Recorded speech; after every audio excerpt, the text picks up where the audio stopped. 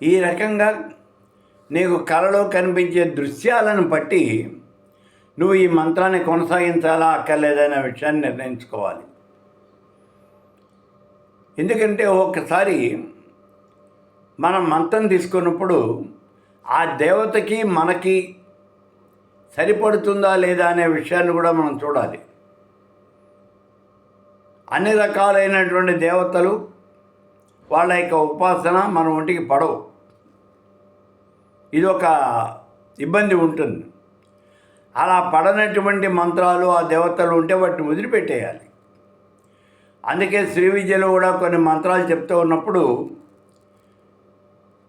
ఒక ఆయనకి మంత్రం చెప్పాం. ఆయన ఒక 10 రోజులు జపం చేసే తర్వాత వచ్చాడు.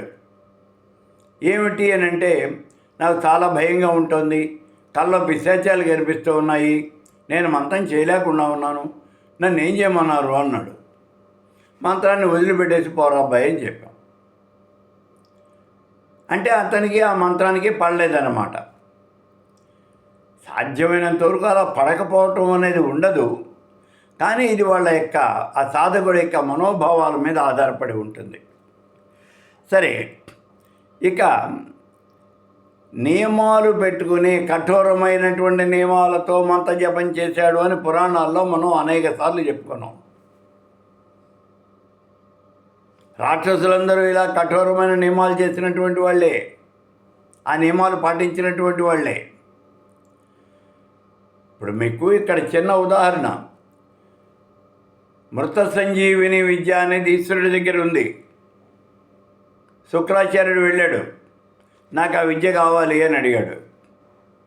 అప్పుడు ఈశ్వరుడు చెప్పాడు, తలకిందులుగా నుంచుని నీ చుట్టూ పచ్చి కట్టెలు పెట్టుకొని, అంటే మండవవి, వాటికి నిప్పండిచ్చి ఆ అవి పొగొస్తాయి. ఇప్పుడు ఆ వచ్చేటటువంటి పొగని పీలుస్తూ నువ్వు 10,000 సంవత్సరాలు తపస్సు చేయాలి అన్నాడు.